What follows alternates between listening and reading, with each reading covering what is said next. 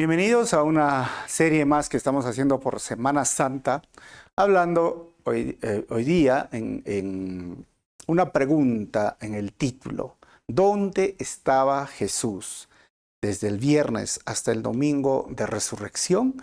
Hoy día vamos a hablar sobre Juan capítulo 19, versículo 28 al 30 y Juan capítulo 20, versículo 1 al 2. Y antes de continuar, solo vamos a orar para que el Señor bendiga este estudio. Señor, te damos gracias una vez más por tu palabra. Gracias por que nos has dejado la Biblia, la Escritura, de una forma especial. Es una revelación especial para cada uno de nosotros para que podamos entender cómo es que tú, Señor, lograste la victoria para nosotros en la cruz. ¿Cómo es, Señor, el proceso inmune de nuestra salvación y la glorificación? Ayúdanos a entender este tema y usa mi vida para compartir tu palabra en esta hora. Y esto en tu nombre, Jesús. Amén. Muy bien, bienvenidos a esta serie de la Semana Santa. Y bueno, vamos a leer Juan capítulo 19, desde el versículo 28 al 30. ¿Dónde estuvo el Señor? Miren, dice el versículo 28, y para cumplir las Escrituras dijo Jesús. Jesús sabía que su misión ya había terminado.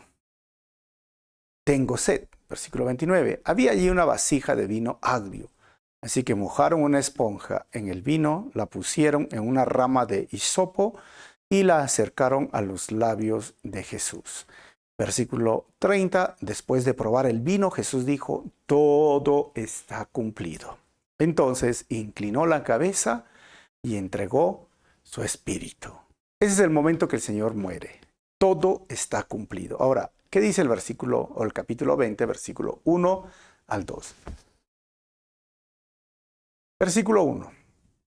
El domingo por la mañana temprano, mientras aún estaba oscuro, María Magdalena llegó a la tumba y vio que habían rodado la piedra de la entrada. Versículo 2. Corrió y se encontró con Simón Pedro y con el otro discípulo a quien Jesús amaba. Les dijo: sacaron de la tumba el cuerpo del Señor y no sabemos dónde lo pusieron. Esta serie, hablando de la Semana Santa, faltaba este tema porque yo he hecho una serie desde el sábado antes del domingo de Ramos, el domingo o la entrada triunfal, de una forma cronológica que hizo el sábado antes de entrar a Jerusalén, que hizo el domingo, que hizo el lunes, martes, miércoles, jueves, ¿se acuerdan? Viernes, y cómo fue la agonía de la cruz, y después del día domingo hemos hablado acerca de las 11 apariciones de Jesucristo, ¿no? Después de la resurrección. Entonces faltaba esto. ¿Qué hizo el sábado? Miren, hemos leído lo que dice Juan: murió, entregó el Espíritu, todo está consumado, pero ahora fue María el domingo. Estamos hablando que Jesús murió el viernes a las 3 de la tarde, porque el eclipse o el momento de la oscuridad, desde el mediodía hasta las 3 de la tarde, y ahí Él entregó el Espíritu, nuestro Señor. Ahora, ¿qué hizo desde ese momento? Su cuerpo obviamente fue llevado a la tumba, pero ¿dónde estaba su parte inmaterial, el Espíritu, ¿no? Entregó su Espíritu, el alma, el Espíritu, hasta el día domingo, que muy temprano resucitó. Bueno, hay tres teorías. Primero, que Jesús estuvo en el paraíso. La segunda teoría es que Jesús estaba en el Seol o el Hades, o el Sheol, que lo llaman, o se fue al infierno. Él estuvo en el infierno. ¿Y qué estaba haciendo en el infierno? Pagando por nosotros. Bueno, vamos a ver paso a paso. Si estaba en el paraíso, tenemos algunos textos. Por ejemplo, Lucas 23, del 42 al 43, luego dijo: este es el ladrón en la cruz, Jesús. Acuérdate de mí cuando vengas en tu reino. Y Jesús respondió: te aseguro que hoy estarás conmigo en el paraíso. Todos conocen esta frase. O sea, es decir, que Jesús se vio con el ladrón en la cruz en el paraíso. Sí, porque el Señor mismo le prometió. Ahora, 2 Corintios 12, del 2 al 4, habla Pablo. Dice: hace 14 años fui llevado hasta el tercer cielo. Si fue en mi cuerpo o fuera de mi cuerpo, no lo sé. Solo Dios lo sabe. Es cierto, solo Dios sabe si estaba yo en mi cuerpo o fuera del cuerpo, pero sí sé. ¿Qué es lo que sabes, Pablo? Versículo 4, que fui llevado al paraíso. y oí cosas tan increíbles que no pueden expresarse con palabras, cosas que a ningún humano se le permite contar. El paraíso, ¿dónde es esto? Mire, para entender esto, hay que hablar y entender que la Biblia menciona 3 cielos. O sea, los 3 cielos de la Biblia, empezamos con el primer cielo, que vendría a ser la atmósfera, ¿no? Las de la capa de ozono que nosotros tenemos, es decir, el cielo de las aves, donde están los aviones, las aves, etc. Saliendo del planeta Tierra, encontramos el segundo cielo, que viene a ser las galaxias, las estrellas, los cometas, no sé, ¿no? Los planetas, la luna. Y el tercer cielo es el que se menciona como el paraíso. Y hay una confusión, ¿no? Porque no hablan de cielo como si fuese el cielo, aunque habla del paraíso, pero el cielo es un lugar donde nosotros vamos ahí los creyentes. Entonces, Pablo menciona esto y lo usa la palabra paraíso, aunque algún sinónimo puede ser cielo, aunque el cielo es algo futuro. Mire, ahora, número 2. Estuvo en el Hades, o el Sheol, que lo llaman. ¿Por qué? Porque 1 de Pedro capítulo 3, versículo 18 al 20 dice, Cristo sufrió por nuestros pecados una sola vez y para siempre. Él nunca pecó. En cambio, murió por los pecadores para llevarlos a salvo con Dios, sufrió la muerte física, pero volvió a la vida en el Espíritu. Versículo 19. Por lo tanto, dice Pedro, fue a predicarles a los espíritus encarcelados, estos que desobedecieron a Dios hace mucho tiempo, cuando Dios esperaba con paciencia mientras Noé, hermanos, tenemos que trasladarlos a Génesis, mientras Noé construía su barco. Solo 8 personas se salvaron de morir ahogados en ese terrible diluvio. Ojo, y lo he remarcado cuando dice fue a predicarles a los espíritus encarcelados. Entonces vamos a ir paso a paso. Primero, cuando dice fue a predicarles a los espíritus encarcelados, es el término griego, esta palabra predicarles en el griego es el keruso, con el significado de anunciar o proclamar públicamente. Ahora, Pedro, el mismo Pedro en su carta, en 1 de Pedro 4:6, usa el verso de predicar, pero esta vez usa evangelizo en el griego, que está referido exclusivamente a la predicación del evangelio, que es la buena noticia. Entonces, quitémonos la idea, si fue a los espíritus encarcelados, no fue evangelizarlos, porque la evangelización, la buena noticia es para nosotros los vivos. Entonces, ¿qué fue? A el keruso, ¿y qué fue? La proclamación. Él proclamó públicamente, él anunció su victoria. Ahora su humanidad anunció que la promesa ya se cumplió, que él es el Mesías. Y todos los que esperaban la llegada del Mesías, él anunció. Dijo, acá estoy, mira, este es el momento. Entonces no evangelizó, sino fue al keruso, o sea, la proclamación. Entonces fue a predicarles ¿a quién? A los espíritus encarcelados. ¿Y quiénes son estos espíritus encarcelados que les fue y les proclamó? Hay 2 teorías. Primero, que son seres humanos muertos. Esto habla 1 de Pedro 4:6 y Hebreos 12:23. O la siguiente es que son ángeles malos y caídos. ¿Y de dónde sacamos esta idea? Lee Génesis capítulo 6, segunda de Pedro capítulo 2, versículo 4 al 5, Judas capítulo 1, versículo 6 y el libro apócrifo de Enoc. Nos vamos por la segunda, ¿sabes por qué? Porque en el Nuevo Testamento los espíritus, sin otro calificativo, no está referido a los seres humanos. No menciona, nunca se refiere a los seres humanos como espíritus, sino ¿a quién? A los ángeles caídos y malos. Entonces, la segunda es la que nosotros nos vemos a través del estudio bíblico que esto es. ¿Y quiénes son ellos? Miren, Génesis capítulo 6, versículo 1 al 4, hay una historia que los hijos de Dios con las hijas de los hombres tuvieron contacto sexual, relaciones, ¿no? Y entonces ellos, estos ángeles, si ves ahí, lo estoy marcando, vieron que los hijos de Dios, que vieron que las hijas de los hombres eran muy hermosas, entonces, ¿sabes qué hicieron? Descendieron y era este tipo especial de ángeles, porque ojo, unos espíritus son unas cosas que podían tener contacto humano físico. Recuerdan que en el Antiguo Testamento hasta los ángeles que se presentaron a Abraham comieron cabrito, tomaron leche. Y el resultado de estos hijos fueron lo que hoy se llaman los Nefilim, un tipo de gigantes, ¿no?, que surgieron en ese tiempo y que estaban ahora dentro del diluvio, antes del diluvio, mejor dicho. Entonces estamos hablando del capítulo 6, el diluvio del capítulo 10, 11. Entonces, ¿qué pasó? ¿Por qué esta teoría nosotros miramos y decimos, es esto, los espíritus? ¿Sabes por qué? Porque la gran mayoría de estudiosos dicen que estos ángeles, trataron de pervertir, de distorsionar, de malograr el ADN humano. Porque en Génesis capítulo 3, versículo 15, cuando viene la maldición a la mujer, y ojo, también da la promesa, es el protoevangelio, muchas veces se lo llama con Génesis capítulo 12, versículo 3, cuando Dios llama a Abraham, ¿sabes?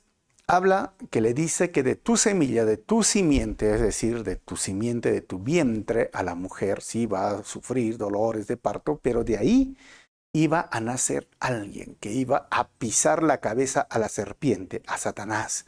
Y Satanás, la serpiente, lo iba a herir en el calcañar o en el talón. Y eso era la muerte en la cruz. Pero al final es la victoria para toda la raza humana, dada por la semilla, por la simiente de una mujer. María fue usada por el Señor, fue usada por Dios para concebir al Hijo de Dios, para humanizar, por ponerle esa ropa humana.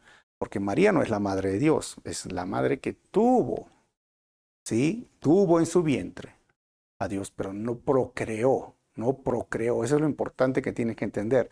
Porque un niño es una semilla de un varón y una semilla de una mujer y se forma un niño procreado. Pero en el caso de María no fue así. Entonces, pero esa promesa se cumplió y ahora ellos intentaron que ese ADN pues sea contaminado. Por eso, si lees Génesis capítulo, estamos hablando 8, 9, todo eso, dice que la maldad era tan grande, hermanos, que Dios decidió exterminar a toda la raza humana. Y solo salvó 8 personas en el arca de Noé. Noé, su esposa, sus 3 hijos y sus esposas. Solo ellos. Por 120 años predicó Noé y nadie le hizo caso. Entonces, son estos espíritus encarcelados. Es más, ¿qué corrobora esto? Mire, Lucas capítulo 16, versículo 19 al 31, Jesús narra una historia. Y digo una historia porque es más que una parábola. Y aún si algunos consideran que es una parábola sobre el rico y Lázaro, Jesús nunca habló o dijo una parábola de hechos inventados, sino de hechos reales que todos conocíamos, de eventos o historias cotidianas. Entonces, en el Antiguo Testamento, Jesús usó esta historia del rico y Lázaro. Recuerden que el rico comía muy bien y Lázaro no, y un día fallecieron. ¿Y qué creían en su escatología o en la parte de a dónde van los muertos? Toda esta parte ploma, si lo estás viendo, en el Antiguo Testamento llegaría a ser el Sheol, que es simplemente la palabra en hebreo, y en el griego es la palabra Hades. ¿Y qué significa Sheol y Hades? El lugar de los muertos, o el lugar de las almas y los espíritus difuntos. Y ellos creían que había un abismo. Jesús mismo lo dijo, había un abismo entre el Sheol y ¿qué? Y el seno de Abraham. Y entre el seno de Abraham, este abismo, ahí estaban espíritus malignos, ya encarcelados. Y en el Tártarus eran unas prisiones más profundas que estaban estos seres que en Génesis 6 tomaron a las hijas de Dios y que lo puedes leer en Judas, ya también está grabado y todo esto. Así que ese era el lugar que ellos consideraban donde iban los muertos y una parte estaban los condenados o los que no creían en Dios, ¿sí? Y dentro, en el otro lado estaban en el seno de Abraham solo los judíos que esperaban la promesa del Mesías. Y hay una palabra que ves al final, Gehenna. Gehenna era el lugar donde era un basurero fuera de Jerusalén que lo usó Jesús y que algunas traducciones lo han interpretado como infierno, porque el infierno es un tema al futuro, no hoy día presente. Y era un lugar donde se quemaba la basura orgánica y siempre había gusanos, mal olor y siempre fuego, porque esta era la idea de quemar la basura orgánica. Ahora, vamos a ver. Pasamos al Nuevo Testamento. El Nuevo Testamento que hemos leído en Corintios y Jesús habló del paraíso. Y el paraíso también ha sido interpretado por algunos como cielo. Pero sabes, el cielo, el lugar donde van a ir los hijos de Dios, vamos a estar con calles de oro, mar de cristal, es un lugar futuro, hermano. ¿Okay? Entonces el cielo es futuro. ¿Y a dónde van entonces hoy día los que mueren en Cristo? ¿Saben a dónde van? Al paraíso, porque ya no hay el seno de Abraham. En el futuro, también en el Nuevo Testamento tenemos el Seol, el Hades y tenemos el infierno, que va a ser un lugar futuro. Como les dije anteriormente, el Gehenna ha sido traducido o interpretado como infierno, pero es un error de traducción porque puedes ver en otras traducciones, NTV, TLA, PDT, TLA, es diferente, Gehenna. El infierno es un lugar futuro. Entonces, ¿qué me está diciendo? Para entender un poco mejor. En el Antiguo Testamento, esa parte ploma, había un lugar de los muertos, llamado el Seol, el Hades, que estaba dividido por el abismo. En un lugar estaban los que no esperaban al Mesías, sean gentiles y todo, y en el otro lugar los hijos de Abraham que esperaban al Mesías. Ahora, cuando Jesús dice, Pedro descendió y proclamó su victoria, se llevó a todos ellos que estaban en el seno de Abraham, ¿a dónde? Al paraíso. Es por eso que podría decir al ladrón en la cruz, hoy estarás conmigo en el paraíso. Y los que estaban en el Seol, en el Hades, ¿sabes qué? Siguen estando en el Seol. Se quedaron ahí en el Hades y van a resucitar para pasar su tiempo en el infierno. En cambio, los que están en el paraíso van a tomar su cuerpo glorificado en un abrir y cerrar de ojos si estamos vivos o si están muertos. Los muertos en Cristo resucitarán primero, las tumbas saldrán y tendrán un cambio en su ADN y estaremos en el cielo. ¿Qué versículos corroboran esto? Lee 2 Corintios capítulo 12, versículo 4 y Apocalipsis 2, 7. ¿Y qué versículos corroboran del Seol, el Hades, el infierno? Lee Apocalipsis capítulo 19, versículo 20, Apocalipsis capítulo 20, versículo 10, Apocalipsis 20, versículo 14 al 15. ¿Sabes? El infierno es un lugar futuro donde va a ser encerrado el falso profeta, la bestia y el anticristo, junto con todos sus ángeles y demonios y aquellos que negaron a Jesucristo como su Señor y Salvador y que tuvieron la oportunidad de escuchar el Evangelio, pero no quisieron tomar su decisión de arrepentirse, de humillarse ante Dios, de pedirle perdón, de hacerlo su Señor y Salvador. Y si lees 2 Corintios, si lees Apocalipsis 2:7, ahí está la promesa. Un día vamos a estar con todas aquellas personas que se adelantaron a nosotros, que murieron en Cristo. Y es como dice Juan capítulo 14, yo me voy y les voy a preparar una habitación y yo los voy a llevar donde yo esté. O sea, Jesús no está en el Seol, tampoco está en el infierno, Jesús está en el paraíso. Y Pablo decía, yo si muero, mira, inmediatamente voy a ver a mi Señor. Para mí, el morir es Cristo, no, el morir es ganancia, perdón, y el vivir es Cristo. Pero si yo muero, mira, estaré con el Señor, pero bueno, Dios tiene sus propósitos, decía. Es inmediato. O sea, el que muere en Cristo, inmediatamente se va al paraíso. Ya no va al Seol, no va al Hades. Pero el que muere sin Cristo, se va a ese lugar de los muertos, llamado Seol o Hades, a esperar el juicio final. Cuando termine el milenio, en el juicio del gran trono blanco, ellos resucitarán para ser sentenciados. No es un juicio en el cual dice, ay, mira, es que yo no sabía, presentas tus pruebas. No, no, no, vas a recibir tu sentencia. Pero nosotros, como tendremos un cuerpo glorificado, nos veremos con aquellas personas que se adelantaron. Yo miraré a mi mamita otra vez, ¿no? Que se fue ya con el Señor, o Paulito, mi cuñado, o muchas otras personas, mamá Josefina, por ejemplo, que conozco, ¿no? Un montón de personas que un día nos volveremos a ver por toda la eternidad. Ahora, ¿qué versículos tengo que nos apoyan todo esto? Efesios capítulo 4, versículo 8 al 10. Dice el versículo 8. Por eso las Escrituras dicen, hablando de Jesús, cuando ascendió a las alturas, se llevó una multitud de cautivos. ¿Dónde estaban ellos? En el Sheol, en el Hades. Y dio dones a su pueblo. Versículo 9. Fíjense que dice ascendió. Sin duda, eso significa que Cristo también descendió a este mundo inferior. Y el que descendió es el mismo que ascendió por encima de todos los cielos a fin de llenar la totalidad del universo con su presencia. Ese mundo inferior es el mundo de los muertos o el Hades. Ahora, Filipenses capítulo 2, versículo 9 al 11. Versículo 9. Por lo tanto, Dios lo elevó al lugar del máximo honor y le dio el nombre que está por encima de todos los demás nombres. Recuerden que esta palabra de Dios es un himno que refleja la doctrina y dice, versículo 10, para que ante el nombre de Jesús se doble toda rodilla en el cielo y en la tierra y debajo de la tierra. Fue y proclamó a esos espíritus, porque te acuerdan, los demonios decían, aún no es nuestro tiempo, esos demonios de Gadara. Bueno, ahí hay espíritus. Judas, lee Judas, ahí están encarcelados. Y es más, todos aquellos como este rico en la historia de Lázaro, que se dobló las rodillas suplicando, pero ya no hay opción. Y versículo 11, y toda lengua declare que Jesucristo es el Señor para gloria de Dios Padre. Entonces, antes de continuar al siguiente punto, ¿dónde estuvo? De viernes a las 3 hasta sábado, no sé, 5 o 6 de la mañana. Miren, en el paraíso, el Seol o el Hades, anunciar, proclamar su triunfo, proclamar su presencia, proclamar el cumplimiento de la profecía. Él es el Mesías, Él es al que esperaban.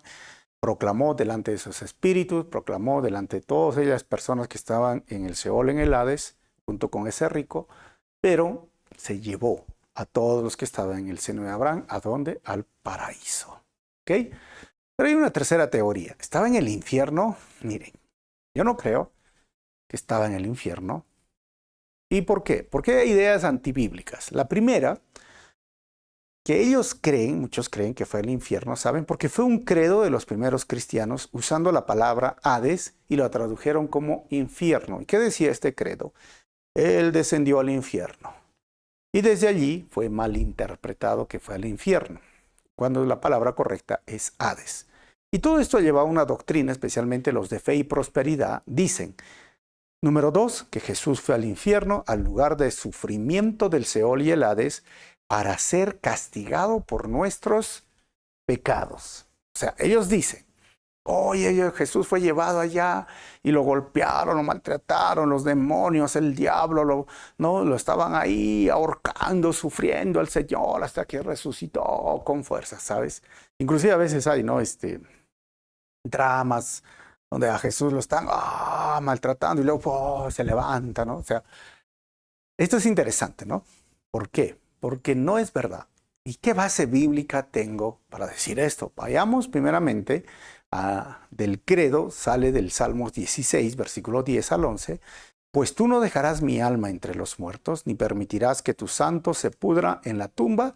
Me mostrarás el camino de la vida y me concederás la alegría de tu presencia y el placer de vivir contigo para siempre. Recuerda que yo estoy usando la NTV. Si tiene Reina Valera, dice, no permitirás que tu santo permanezca en el Seol o en el Hades. Entonces, de ahí surgió, pero ¿sabes qué? Mi alma entre los muertos, no permitirás que tu santo se pudra en la tumba. O sea, hablando de la resurrección. Pero ellos pensaban que pasó tiempo en el infierno. Ahora, ¿por qué no? Porque el sacrificio de Jesús fue perfecto. Por eso él no estaba haciendo ni pagando a Satanás, ni pagando a los demonios, nada. ¿Por qué? Según de Corintios 5:21 dice, pues Dios hizo que Cristo, mira, el Padre lo entrega a Cristo, quien nunca pecó, fuera la ofrenda por nuestros pecados, para que nosotros pudiéramos estar en una relación correcta con Dios por medio de Cristo. O sea, miren hermanos, Cristo es la ofrenda. ¿Pagada a quién? Al Padre. Porque con esta pseudo teología y pseudo doctrina también, que Cristo fue al infierno, algunos creen que Jesús pagó a Satanás. Jesús no le deben nada a Satanás. No le debe, el Padre ni Jesús no le deben nada a Satanás. Le debemos al Padre nuestra ofensa, nuestro pecado es contra el Padre y el precio de la ofensa, del pecado es la muerte. Y por eso se llama redención, porque Jesús nos compró a precio de sangre de la deuda que teníamos con el Padre. ¿Y qué más? Siendo esclavos del pecado, nos libera y nos trae y nos da libertad. ¿Y qué más? La maldición que teníamos con la ley. Por eso Gálatas 3 habla, ¿no? Y 13 y 14, que fue maldito el que fue colgado en un madero. Cristo llevaba la maldición que iba contra nosotros en la cruz del Calvario. Por lo tanto, hoy somos bendecidos o benditos por el sacrificio de Jesús. Por eso la palabra sacrificio significa que ya hubo un pago, que ya fue y satisfizo la ira de Dios que venía sobre el pecador, sobre mí, y Él logró la justicia de Dios en la cruz del Calvario.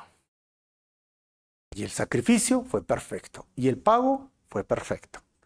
¿Por qué? Porque mientras esa doctrina va surgiendo, miren, muchas personas todavía no entienden un punto muy importante, que el hombre está en un lugar y Dios está en otro lugar. El hombre es pecador y Dios es santo. Y hay un gran abismo que lo divide al hombre.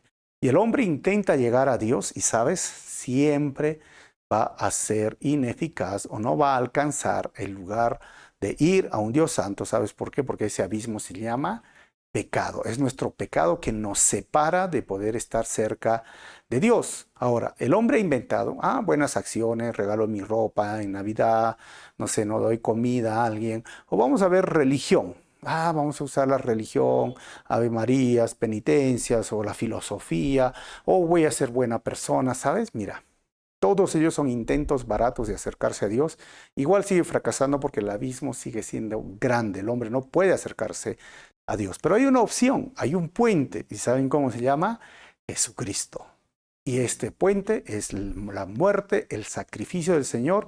Y si tú tomas este camino, porque Jesús es el camino, la verdad y la vida, puedes llegar a Dios. Y a este proceso se le llama la justificación, porque tú eres pecador, pero Dios te declara justo. ¿Cómo así? En la cruz nuestro Señor murió por mis pecados, entonces yo recibo su justicia obtenida por medio de Jesucristo. Y el pecador, yo, la culpa, la desobediencia y los pecados del creyente fueron pagados por Jesús en la cruz. En otras palabras, miren, si yo hoy soy salvo es porque Él me da su justicia obtenida por su sacrificio y yo le doy mis pecados. Esto es lo que se conoce como la doble imputación, ¿no? De la salvación. Es decir, yo le doy mis pecados. Él asume mis pecados. Él muere por mis pecados porque el precio del pecado es la muerte y Él murió. Fue torturado en una cruz, fue humillado, maltratado, siendo inocente, porque hemos leído 2 Corintios, Dios mismo hizo que su Hijo fuese el sacrificio, fue torturado, su sangre fue derramada, su cabeza fue atravesada con una corona de espinas, su costado también fue atravesado con una lanza, salió sangre, agua, salió de sus manos, de sus pies, o sea, yo lo hizo por mis pecados, yo le entrego eso, pero al morir, Él obtiene la justicia de Dios. Y cuando yo le digo, Señor, perdóname. Señor, te reconozco ahora como mi Salvador y quiero que seas el Señor de mi vida, el amo de mi vida. Yo voy a obedecer tus mandamientos y me arrepiento de lo que estaba haciendo. Ya no voy a hacer lo malo que estaba haciendo. Voy a seguir tu camino porque tú eres la verdad, tú eres la vida y confío en tus promesas. Y empiezo una nueva vida, empieza el nuevo nacimiento, empieza la regeneración, entro en este proceso de la santificación y día a día me arrepiento, día a día obedezco y día a día, pase lo que pase, persevero. Entonces soy salvo. Y si soy salvo es porque su justicia obtenida en la cruz me la dio. Y soy justo, pero todavía no soy justo. Y soy santo, pero todavía estoy en proceso de santificación. Y ya soy salvo, pero todavía no ha sido el proceso de la glorificación. Pero todavía sigo en esta vida y todavía necesito decirle, Señor, perdóname. Señor, límpiame. Señor, sigo obedeciendo tu palabra. Señor, como dice Juan, si hemos pecado, tenemos un abogado. Y si decimos que no tenemos pecado, le hacemos a Dios mentiroso, pero si confesamos nuestros pecados, Él es fiel y justo para perdonarnos y limpiarnos de toda maldad. Es decir, el sacrificio de Jesús fue perfecto. Ya no hay nada que pagar nada en el infierno, ni a Satanás, ni a nadie. Es más, Juan, vamos a leer. Juan capítulo 19, versículo 30, dice, después de probar el vino, Jesús dijo, todo está cumplido. Entonces inclinó la cabeza y entregó su espíritu. Nuestro Señor dio su último esfuerzo, porque la cruz, hermanos, es una tortura. Yo tengo ese video de la agonía de la cruz. Tenía que aspirar, ¿no? Tomar aire, y esto era un dolor inmenso porque lo dejaron en posición de exhalación o de inhalación. Tenía que exhalar el aire y eso costaba mucho. Y cuando él dice, todo está cumplido, la última tomada de aire, eso significa tetelestai. Él sabía que su corazón ya no estaba latiendo bien. Esto era un término comercial que significaba cancelado en su totalidad. Este término que se usaba en ese tiempo era para decir tu deuda está cancelada. Cerramos un contrato, tetelestai. Pagamos una cuenta que debías, tetelestai. Alquilabas algo y ya estaba pagado, tetelestai. O sea, todo está pagado. Ya no hay que pagarle a Satanás e ir al infierno a pagar. No, el sacrificio de Jesús fue tetelestai, cancelado. No hay deuda contraria hacia ti. Por eso somos salvos, hermano, por lo que Él hizo en la cruz. Y vivamos dignamente. Agradezcamos al Señor cada día por lo que Él ha hecho en la cruz por nosotros. Seamos dignos de ese llamado. ¿Y qué más? Miren, 1 Juan 1, 7 al 9 dice, si vivimos en la luz, así como Dios está en la luz, entonces tenemos comunión unos con otros y la sangre de Jesús, su Hijo, hermanos, nos limpia de todo pecado. No hay que pagar más, ni Él tuvo que pagar más. Y si afirmamos que no tenemos pecado, lo único que hacemos es engañarnos a nosotros mismos y no vivimos en la verdad. Pero si confesamos nuestros pecados a Dios, no al cura o al sacerdote, a Dios, Él es fiel y justo para perdonarnos nuestros pecados y limpiarnos de toda maldad. Entonces, no hay pago a Satanás, ni los demonios, ni en el infierno. Entonces, ¿qué decimos para concluir? Miren, Jesús murió en la cruz. Y ahí está el paraíso. O sea, un tercer cielo que menciona Pablo. Jesús fue al paraíso, ascendió, pero descendió, como dice Pablo en Efesios, al Sheol, al Hades, el Gehenna, el Tártaros, que ya les expliqué, dentro del seno de Abraham. ¿Y qué fue? A proclamar su triunfo, su victoria y el cumplimiento de la profecía, yo soy el Mesías. Y a los que estaban en el seno de Abraham, los judíos que esperaban la promesa del Mesías, se los llevó ¿a dónde? Al paraíso. Y hoy solo los que no reconocen a Jesucristo como Señor y Salvador están en el Seol. Pero aquellos que tienen a Jesús como Señor y Salvador están en el paraíso. Entonces, ¿fue Jesús al infierno? No. ¿Jesús fue al Seol, al Hades? Sí, un rato, solo para proclamar su victoria. Vamos a terminar con 3 conclusiones. El pago de Jesús por nuestros pecados fue suficiente en la cruz, donde todo fue consumado, recuerden, tetelestai, y no fue a pagar o sufrir en el infierno. Número 2, lo que hemos aprendido el día de hoy. Jesús fue al Hades para proclamar su victoria sobre los espíritus injustos y llevar al paraíso a los justos que esperaban la promesa del Mesías en el Antiguo Testamento. Y número 3, Jesús está en el paraíso con los santos que se adelantaron a nosotros y pronto nos volveremos a ver con ellos. Que mueres en Cristo, aunque esté muerto, vivirá. Vamos a orar. Señor, te doy gracias en este momento por tu palabra. Y gracias, Señor, por esta enseñanza y gracias por darnos paz y tranquilidad. Pero también es triste a veces entender una realidad, que no todo el que muere descansa en paz. Solo aquel que te tiene a ti como Señor y Salvador descansa en paz en el paraíso. Porque los demás que no te tienen a ti se van al Seol o al Hades. Ayúdanos, Señor, cada día a serte fiel y a perseverar, porque aquel que persevere hasta el fin será salvo. Muchísimas gracias por todo. En tu nombre oramos así, amado Jesús. Amén. Nos vemos en un próximo estudio y no te olvides compartir con tus amigos esta bendición de la palabra de Dios.